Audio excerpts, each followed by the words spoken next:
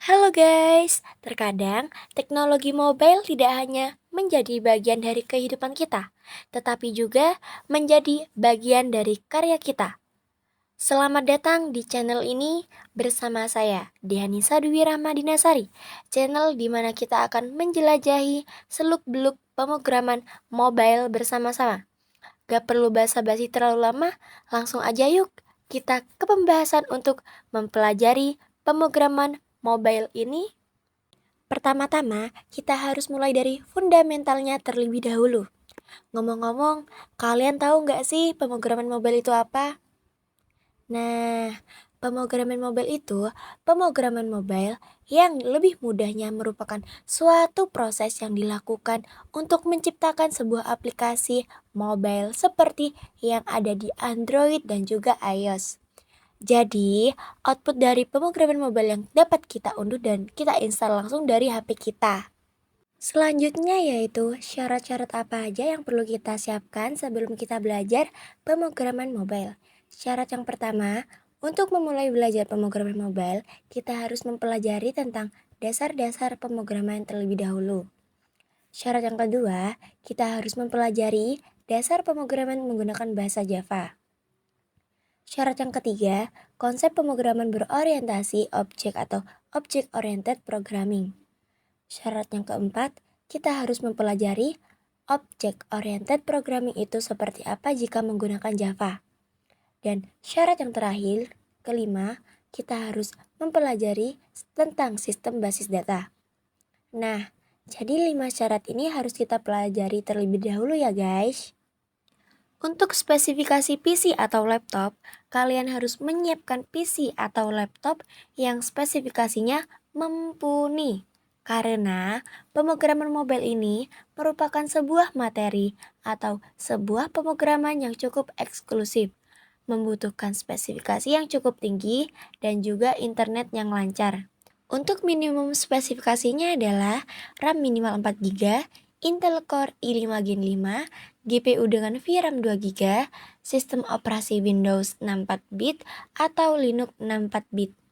Sebagai tambahan, kalian perlu kipas di PC atau laptop untuk menghindari panas yang berlebih. Karena kembali ke poin awal bahwa pemrograman berbasis mobile ini merupakan pemrograman yang berat dan cukup menyiksa laptop kalian. Baik, selanjutnya materi apa aja yang harus kita pelajari di pemrograman mobile ini? Nantinya, kita akan mempelajari beberapa materi yang akan dibagi menjadi beberapa video. Materinya yaitu mengenal pemrograman mobile seperti yang ada di video kali ini. Nantinya, download dan instalasi software seperti IDE, Patchcake, emulator, dan lain-lain. Memahami struktur project. Berikutnya, bahasa yang digunakan adalah Java. Kita nanti akan belajar tentang activity. Kemudian kita akan belajar tentang XML dasar. Kemudian kita akan belajar tentang activity life cycle. Lalu kita akan belajar tentang intent, layout, fragment, Android component, Android widget, dan juga kita akan belajar SQLite sebagai database dari aplikasi yang akan kita buat. Selanjutnya, kita akan membahas tentang jenis perangkat mobile. Secara garis besar, jenis perangkat mobile ada 4. Yang pertama, handphone atau smartphone seperti yang biasa kalian gunakan. Yang kedua, komputer tablet. Komputer tablet ini contohnya seperti iPad.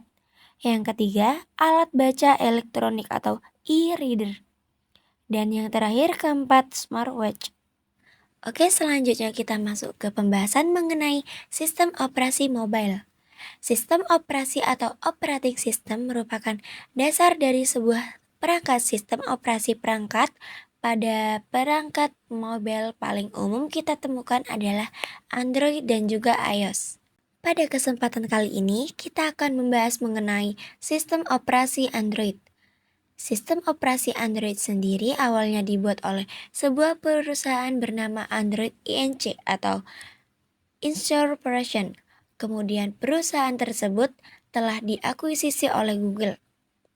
Setelah diakuisisi atau dibeli oleh Google, Android menjadi sebuah sistem operasi open source yang berbasis Unix serta closed source dengan cara mengirimkan bootloader yang terlock atau terkunci ke para produsen HP. Sekarang, hampir semua produsen HP menggunakan sistem operasi Android seperti Samsung, Xiaomi, dan Oppo. Berbeda dengan iPhone yang menggunakan sistem operasinya sendiri. Terus ada sistem operasi iOS. Sistem operasi iOS merupakan sistem operasi yang diciptakan dan dikembangkan oleh perusahaan Apple. iOS adalah sistem operasi yang eksklusif sehingga hanya perangkat Apple lah yang dapat menggunakannya. Kemudian yang terakhir ada Windows Phone. Windows Phone adalah OS yang dikembangkan oleh perusahaan Microsoft. Oke, selanjutnya ke jenis mobile development atau pemrograman mobile berdasarkan jenis-jenisnya. Yang pertama, kita akan membahas aplikasi natif terlebih dahulu. Aplikasi natif merupakan aplikasi yang dikembangkan dengan bahasa pemrograman tertentu untuk digunakan pada perangkat mobile dengan sistem operasi Android, iOS, ataupun mobile OS lainnya. Biasanya terdapat IDE khusus dengan bahasa pemrograman yang khusus juga untuk membuat aplikasi natif. Contohnya seperti Xcode. Xcode ini merupakan IDE atau tempat pemrograman khusus untuk iOS. Android Studio ini merupakan aplikasi pemrograman untuk membuat aplikasi khusus Android. Keuntungan development natif yaitu untuk menjadi eksklusivitas sistem operasi tertentu dan memiliki hasil file yang relatif kecil dibandingkan dengan development hybrid. Kekurangan development natif yaitu aplikasi tidak bisa dibuka di berbagai platform atau sistem operasi. Oh ya guys, untuk membuat aplikasi natif, iOS hanya bisa di-development dengan perangkat Apple. Contohnya MacBook, Mac Mini, dan lain-lain dengan sistem operasi Macintosh. Yang kedua, aplikasi hybrid.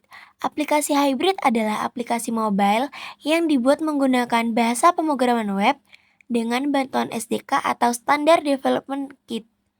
Pembuatan aplikasi mobile dengan development hybrid atau dengan metode hybrid nantinya bisa berjalan di berbagai platform dan hasil file aplikasinya cenderung lebih besar jika dibandingkan dengan development natif. Keuntungannya yaitu aplikasi hybrid dapat berjalan di berbagai platform, contoh bahasa pemrograman yang digunakan biasanya menggunakan JavaScript dan juga Dart. Contohnya, framework yang populer digunakan seperti Flutter, Ionic, React Native, PhoneGap, dan lain-lain. Oke, itu saja. Sekian video pembahasan kali ini. Nantinya kita akan lanjut di video selanjutnya. Terima kasih yang sudah menonton.